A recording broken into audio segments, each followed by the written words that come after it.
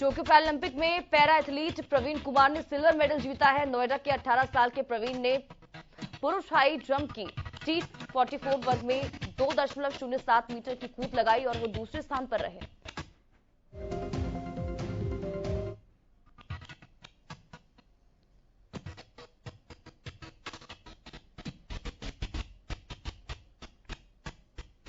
इससे पहले ऊंची कूद की T63 स्पर्धा में भारत के मरियप्पन थंगावेलू ने सिल्वर मेडल जीता था, जबकि शरद कुमार को कांस्य पदक, निषाद कुमार ने T47 में एशियाई रिकॉर्ड के साथ रजत पदक जीता था।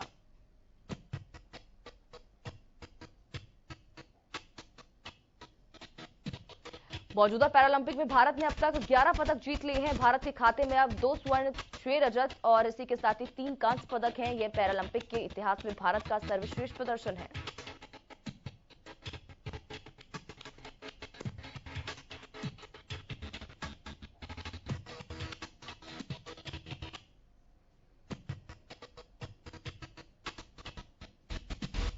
प्रदेश में कोरोना के 16 नए मामले आए सामने, जबकि बीते 24 घंटे में कोरोना से 2 मरीजों की हुई है मौत।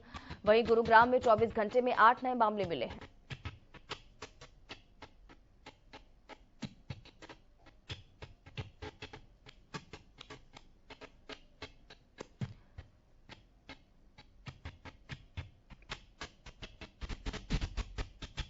फैजाबाद और कैथल में 2-2 नए मामलों की पुष्टि हुई है। साथ ही कुरुक्षेत्र और करनाल में 1-1 नए मरीज मिले हैं। वहीं प्रदेश के 16 जिलों में कोई नया मामला नहीं मिला है।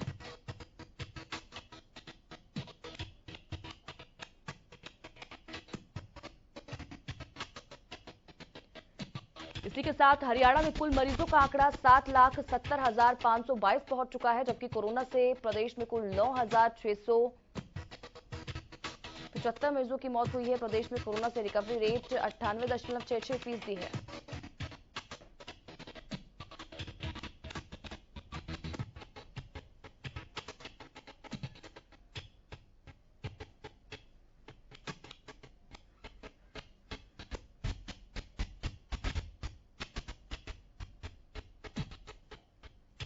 किसान नेताओं ने गुरुवार को इंद्री के दर्जनों गांवों का दौरा कर किसानों से 5 सितंबर को मुजफ्फरनगर और 7 सितंबर को करनाल में पहुंचने की अपील की।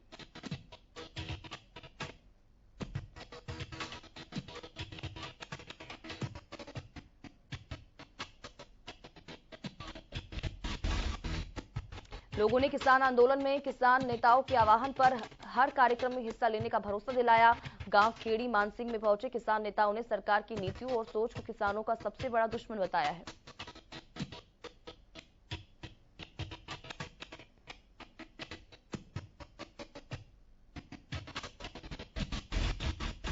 इस मौके पर किसान नेताओं ने कहा कि सरकार ने किसानों पर लाठीचार्ज करने से पहले से प्लान बना रखा था, जिसका खुलासा करनाल के तत्कालीन एसडीएम आयुष सिन्हा के वीडियो से हो चुका है।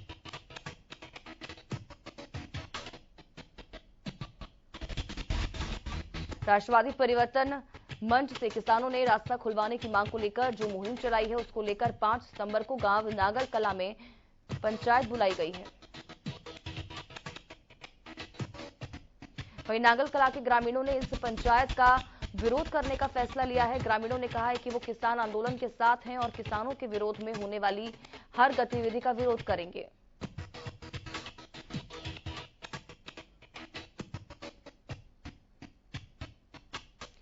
ग्रामीणों ने कहा कि वो किसी भी सूरत में किसान विरोध गतिविधियां नहीं चलने देंगे। साथ ही चेतावनी दी है कि अगर 5 सितंबर को गांव में भाईचारा बिगाड़ने की कोशिश की गई तो इसका जिम्मेदार प्रशासन होगा।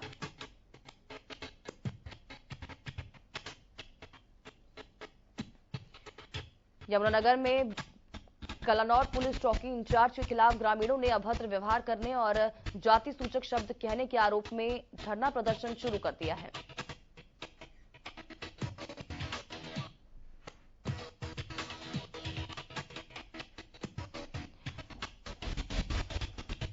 ग्रामीणों का आरोप है कि जब से पुलिस चौकी में इंचार्ज सतीश कुमार आए हैं, तब से इलाके में नशे के सामान बेचे जा रहे हैं, अवैध माइनिंग हो रही है। झगड़े के एक मामले में एक पक्ष के खिलाफ तो पात्र 107, 151 की धारा लगाई गई है।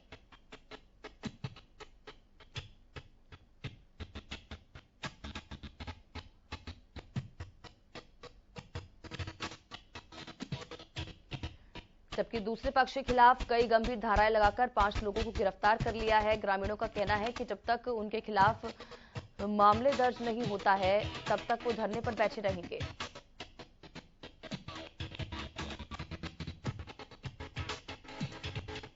हरियाणा सचिवालय में आजादी के 75वें पर्व पर डिजिटल पट लगाने का कार्यक्रम किया गया। इस कार्यक्रम में मुख्यमंत्री मनोहर लाल समेत हरियाणा कैबिनेट के मंत्री मौजूद रहे।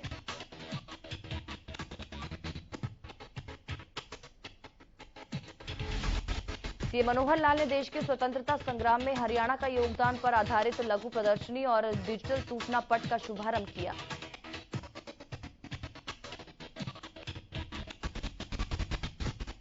सीएम ने इस बारे में जानकारी देते हुए बताया कि आजादी का अमृत महोत्सव चल रहा है। आजादी का इतिहास, कहानियां डिजिटल पट पर लगाई गई हैं ताकि लोग उसको देखकर प्रेरणा ले सकें।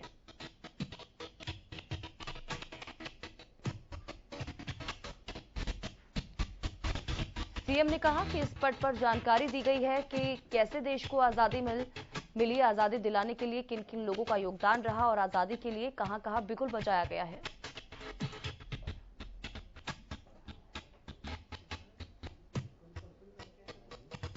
सीएम ने बताया कि अभी तो ये पट हरियाणा सचिवालय में लगाया गया है, आगे झूला लघु सचिवालय में भी इस तरह के डिजिटल सूचना पट लगाए जाएंगे।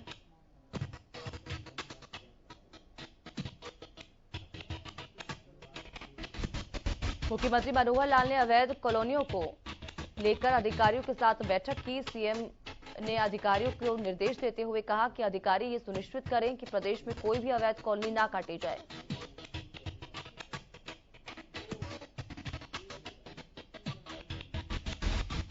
साथ ही सीएम ने अधिकारी को चेतावनी दी है कि अगर किसी तरह की कोई गड़बड़ी होती है तो संबंधित अधिकारियों पर गाज गिरेगी।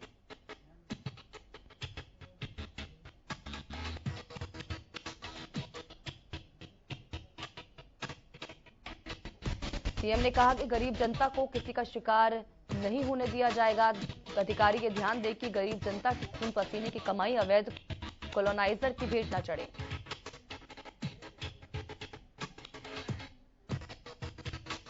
देश को 2025 तक टीबी मुक्त करने के लिए केंद्र स्वास्थ्य मंत्रालय ने रफ्तार तेज कर दी है, जिसे लेकर केंद्रीय स्वास्थ्य मंत्री मनसुख मंडाविया ने अलग अलग राज्यों के स्वास्थ्य मंत्रियों के साथ चर्चा की।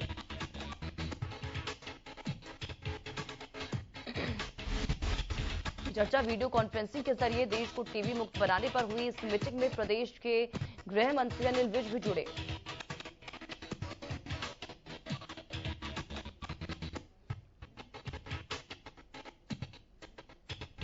हरियाणा के स्वास्थ्य मंत्री अनिल विज ने केंद्रीय स्वास्थ्य मंत्री के समक्ष इस मुहिम को सफल बनाने के लिए कई अहम बातें रखी।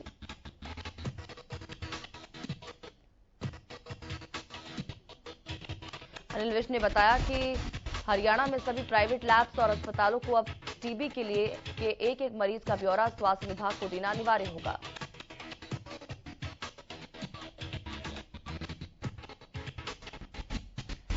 इसके साथ ही विज ने केंद्र सरकार से टीबी के मरीज को आर्थिक मदद देने की बजाय प्रोटीन या फिर सप्लीमेंट सीधे मरीज को देने की योजना बनाने की भी मांग की है। साथ ही टीबी मरीजों की जियो ट्रैकिंग के लिए ऐप बनाने का सुझाव भी रखा जाएगा।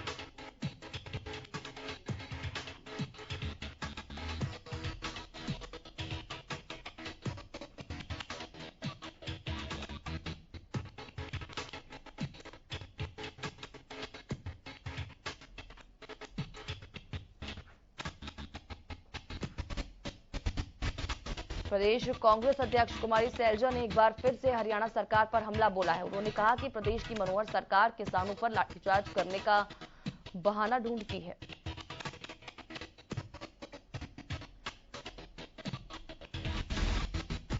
उन्होंने कहा कि इस सरकार में हिसार, सिरसा, जींद, करनाल सहित कई जिलों में लाठीचार्ज किया गया है। उन्होंने कहा कि लोकतंत्र में विरोध करने का सभी को अधिकार है, लेकिन ये सरकार किसी की भी व्यक्ति की बात नहीं सुनती है।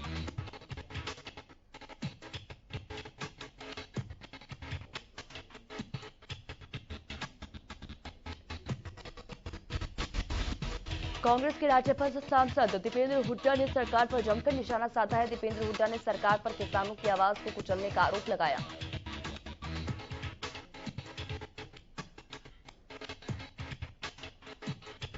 इसी के साथ दीपेंद्र ने कहा कि हरियाणा सरकार सबसे बड़ी किसान विरोधी सरकार है। किसान आंदोलन कई प्रदेशों में चल रहा है, लेकिन प्रदेश सरकार किसानों की आवाज दबाने का काम कर रही है।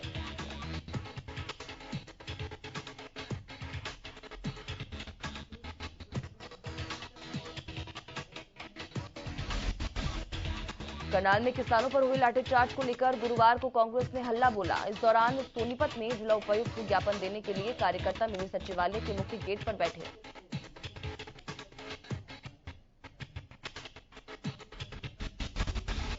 कांग्रेस कार्यकर्ताओं ने जिला उपायुक्त से मिलने की जिद को लेकर डीसी कार्यालय के सामने धरना दिया। इस दौरान उन्होंने प्रदेश सरकार के खिलाफ जमकर नारेबाजी की।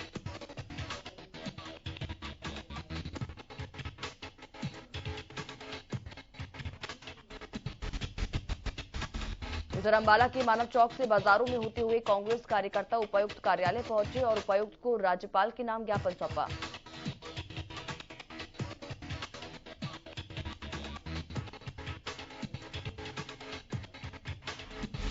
इस दौरान विधायक वरुण मुलाना ने सरकार की जमकर आलोचना करते हुए किसानों पर हुए लाठीचार्ज, भूमि अधिग्रहण बिल, महंगाई जैसे मुद्दे उठाए।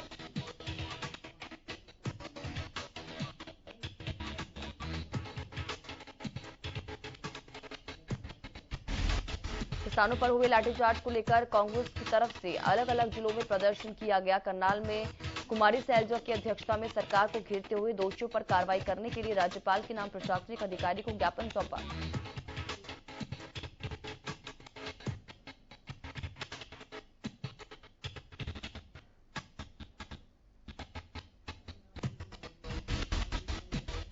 वहीं सीएम को घेरते हुए कुमारी सैलजा ने कहा कि वो अपनी कुर्सी छोड़ें। जब ये अपनी सरकार अपने प्रशासन के लिए जिम्मेदार नहीं है तो पड़ोस की तरफ देख रही है। उनका ये यहां रहने का कोई अधिकार नहीं।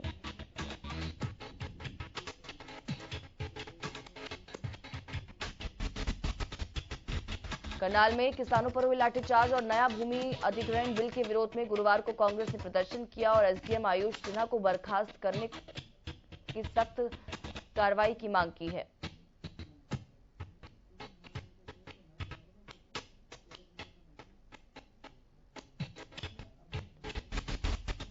वहीं कांग्रेस विधायक सुभाष गांगुली ने की अगुवाई में डीसी के माध्यम से राज्यपाल के नाम ज्ञापन सौंपा गया। उन्होंने कहा कि कृषि कानूनों के बाद प्रदेश सरकार नया भूमि अधिग्रहण बिल लाई जो किसानों के खिलाफ है।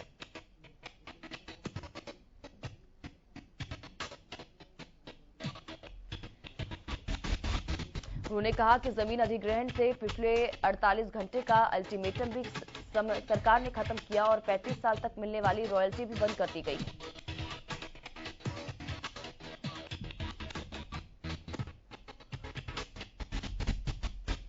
उधर झज्जर में विधायक गीता भुक्कल, विधायक कुलदीप वत्स, विधायक रघुबीर सिंह कादियान और सैकड़ों की संख्या में कांग्रेसी कार्यकर्ताओं ने प्रदर्शन कर ज्ञापन सौंपा।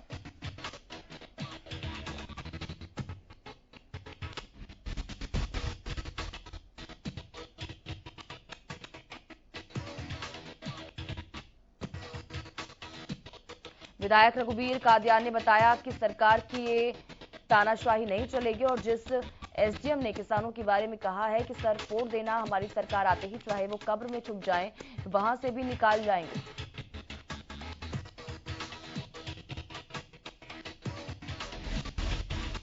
वहीं उन्होंने कहा कि दुष्यंत चौटाला, अभय चौटाला और अजय चौटाला को देवीलाल का नाम इस्तेमाल करने का कोई भी अधिकार नहीं है। उन्होंने किस तरह से निहत्थे किसानों पर लाठियां भांजने का काम किया है।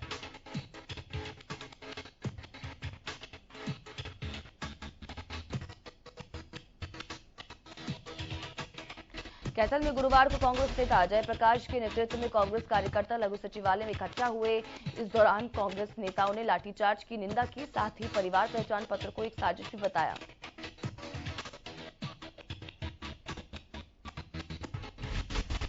कांग्रेसी नेताओं ने राज्यपाल के नाम अपनी मांगों का ज्ञापन कैथल की तहसीलदार को सौंपा। इस दौरान कांग्रेस नेता जयप्रकाश ने कहा कि 28 तारीख को करनाल में हुई लाठीचार्ज की मैं घोर निंदा करता हूं।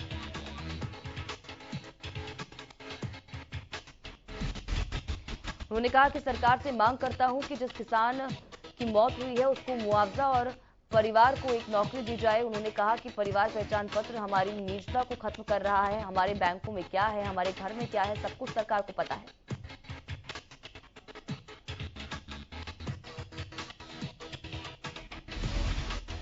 सिरसा के बाबा भूमरचांद चौक पर विधायक शीशपाल खेरवाला के नेतृत्व में कार्यकर्ता इकट्ठा हुए। यहां से रोष मार्च निकालते हुए लगे सचिवालय पहुंचे और सरकार के खिलाफ नारेबाजी की।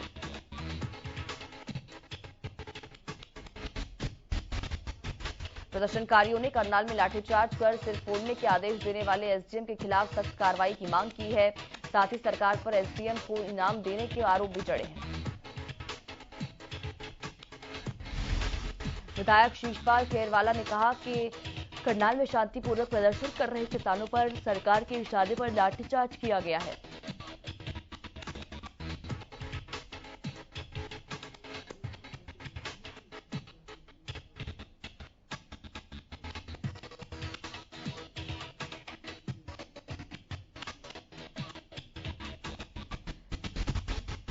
रोहतक से बीजेपी सांसद अरविंद शर्मा ने कांग्रेस समेत तमाम विपक्षी पार्टियों को निशाने पर लिया है और किसान आंदोलन में विपक्ष की भूमिका पर सवाल खड़े किए हैं। उन्होंने कहा कि एक तरफ जहां बीजेपी सरकार किसानों की आय दोगुनी करना चाहती है, वहीं दूसरी ओर पूरा विपक्ष किसानों को गुमराह करने में लगा हुआ है।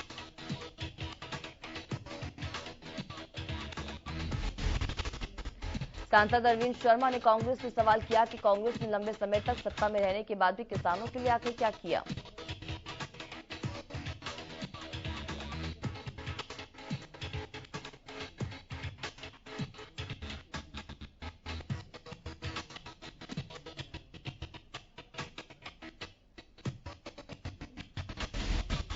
एचएलपी के वरिष्ठ उपाध्यक्ष एवं श्री बाबा ताराजी कुटिया के मुख्य सेवक गोविंद कांडा महाराजा अग्रसेन पार्क पहुंचे। इस दौरान महाराजा अग्रवाल सेवा दल के प्रधान और पदाधिकारियों ने उनका स्वागत किया।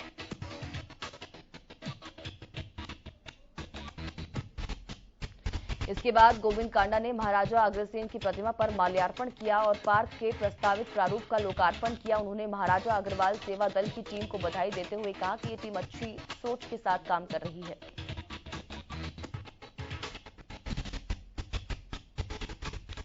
उन्होंने कहा कि एक मुहूर्त निकालकर भव्य कार्यक्रम आयोजित कर महाराजा अग्रसेन पार्क का नवनिर्माण काम शुरू किया जाएगा। पार्क में 11 फुट ऊंची महाराजा अग्रसेन जी की प्रतिमा के साथ 5-5 फुट के 18 गोत्र के राजाओं की प्रतिमाएं भी स्थापित करवाई जाएंगी।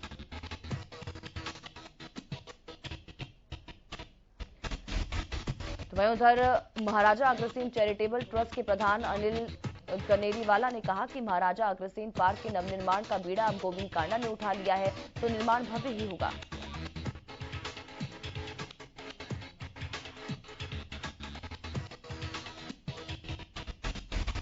इधर सुप्रीमो ओपी चौटाला पार्टी को मजबूत करने के लिए लगातार जुटे हुए हैं। गुरुवार को ओपी चौटाला 25 सितंबर को जींद में होने वाले सम्मेलन का न्योता देने हिसार की अनाज मंडी में आयोजित कार्यकर्ता मिलन समारोह में पहुंचे।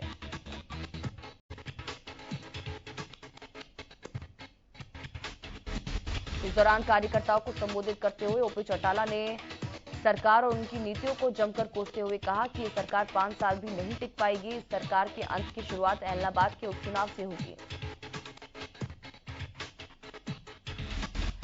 चौटाला ने कहा कि जल्द ही प्रदेश में तीसरे मोर्चे का गठन होगा। उन्होंने कहा कि किसान पिछले 9 महीने से अपनी मांगों को लेकर बैठे हुए हैं, लेकिन सरकार उनकी मांगों की तरफ कोई ध्यान नहीं दे रही।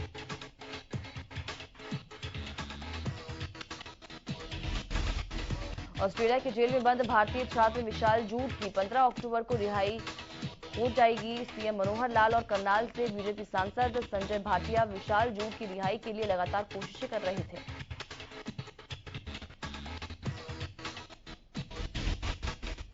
विशाल जूट की रिहाई को लेकर सीएम ने विदेश मंत्री एस जयशंकर से भी मुलाकात की थी। बता दें कि हरियाणा के छात्र विशाल जूट को घृणा फैलाने के झूठे केस में पकड़ा था। अब विशाल के ऊपर से सभी आरोप हटा लिए गए हैं।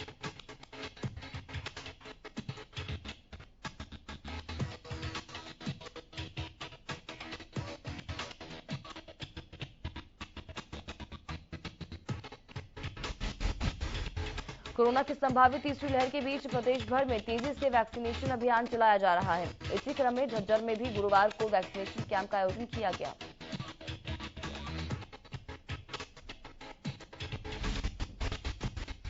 जहां लोगों ने बढ़ चढ़कर वैक्सीनेशन कैंप में हिस्सा लिया। इस दौरान वैक्सीनेशन सेंटर पर कोविड नियमों का भी ध्यान रखा जा रहा है।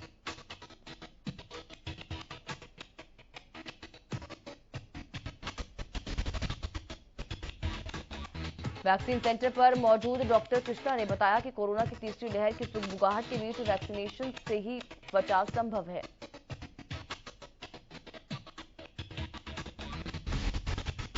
राय की एक वैक्सीनेशन सेंटर से डरा देने वाली तस्वीरें सामने आई हैं, जहां वैक्सीन लगवाने के लिए भारी भीड़ नजर आई। लोग यहां कोरोना के नियमों को भूलते हुए जद्दोजहद करते हुए नजर आए।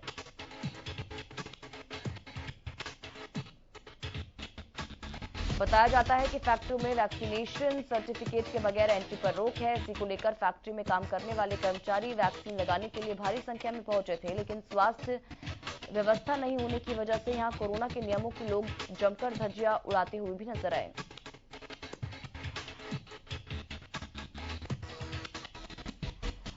Haryana government PWD mechanical workers union ने अपनी मांगों को लेकर गुरुवार को सिरसा स्थित कार्यालय के समक्ष धरना दिया। कर्मचारियों ने ठेकेदार कर्मचारियों को नौकरी से निकालने, मौखिक तौर पर हटाए गए कर्मचारियों को बहाल करने, विभागीय पेरोल पर लेने, ठेकेदारों का ब्यौरा देने, कर्मचारियों का रिकॉर्ड उपलब्ध करवाने समेत कई मांगे सामने रखी।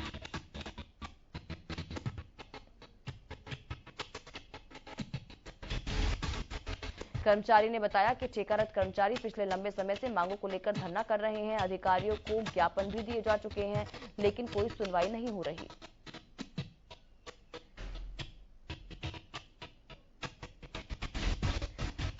सोना के मौजूद लोगों का एक प्रतिनिधिमंडल विधायक के नेतृत्व में मुख्यमंत्री से मिला और इस दौरान लोगों की समस्याओं से अवगत हुए।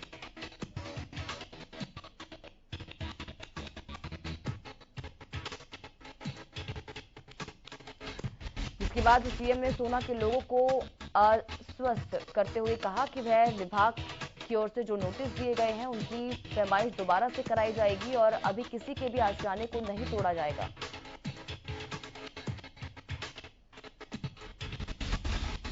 विधायक कंवर संजय सिंह ने कहा है कि वन विभाग ने पीएलपीए कानून के तहत सोना की 1/3 आबादी को नोटिस भेजकर मकान खाली करने के आदेश दिए थे, जिसके बाद सोना में पूरी तरह से हड़कंप मचा हुआ था। वहीं वन विभाग की तरफ से उन लोगों को भी नोटिस जारी किए गए थे जो इस कानून को बनने से पहले ही यहां पर अपने मकान बनाकर रह रहे थे। प्रदेश में सरकारी स्कूलों में लगातार बच्चों की संख्या बढ़ती जा रही है, जिसको लेकर अधिकारियों के साथ साथ सरकार भी काफी उत्साहित है। उसी कड़ी में अंबाला के सरकारी स्कूलों में भी बच्चों की संख्या बढ़ा दी गई।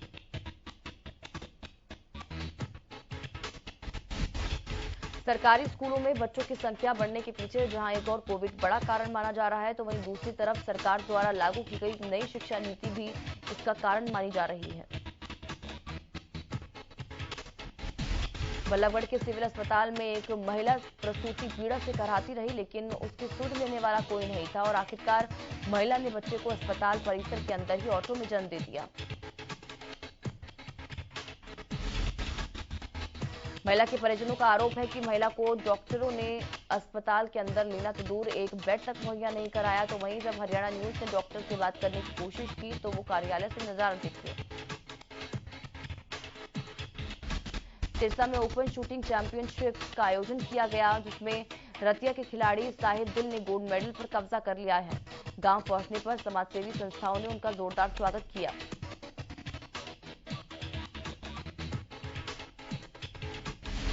साहिब दिल ने कहा कि उनका सपना ओलंपिक में गोल्ड मेडल जीतने का है और अपनी इस उपलब्धि पर उन्होंने अपने कोच और माता पिता का अहम योगदान बताया। परिवार में करंट लगने से मौत का मामला सामने आया है, जहां टैंकर चालक की करंट लगने से मौत हो गई।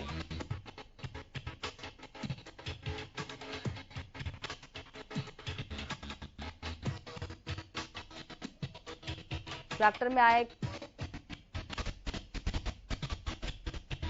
करंट के कारण उनकी मौके पर ही मौत हो गई। परिजनों ने इस मामले में कंपनी मालिक पर लापरवाही बरतने का आरोप लगा दिया है। पुलिस ने शव को पोस्टमार्टम के लिए अस्पताल में भिजवा दिया है।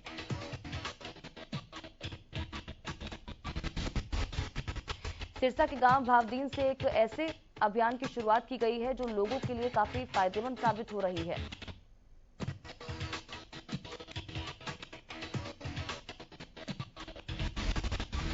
दरअसल हरियाणा सरकार द्वारा दिल्ली एम्स के डॉक्टर की सहायता से ग्रामीण स्तर पर आंखों की जांच करने का सर्वे शुरू किया गया है।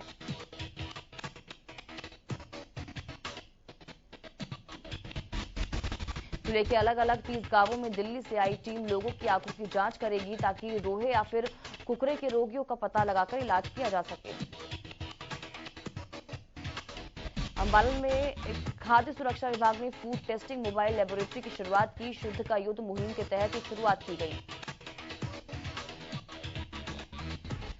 जिसमें ये मोबाइल वैन अगले 1 महीने अंबाला के अलग अलग हिस्सों में जाकर खाद्य पदार्थों के सैंपल चेक करेगी।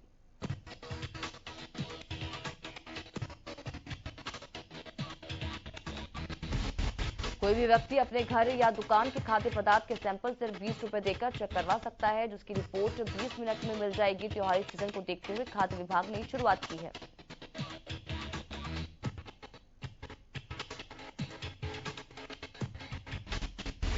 हरियाणा के सरकारी स्कूलों में रिकॉर्ड तोड़ दाखिले होने से छात्रों की संख्या 25 लाख के पार पहुंच चुकी है। शिक्षा विभाग ने टीचर डे पर निर्धारित मापदंड से ज्यादा एडमिशन करने वाले विद्यालयों को सम्मानित करने का फैसला लिया है। अंबाला में 8000 दाखिले बढ़े हैं। शिक्षा विभाग की ओर से ऐसे स्कूलों की लिस्ट बनाई जा रही है। अंबाला के प्रेमनगर सरकारी स्कूल में जिला में सबसे ज्यादा 169 नए बच्चों में दाखिला लिया गया है।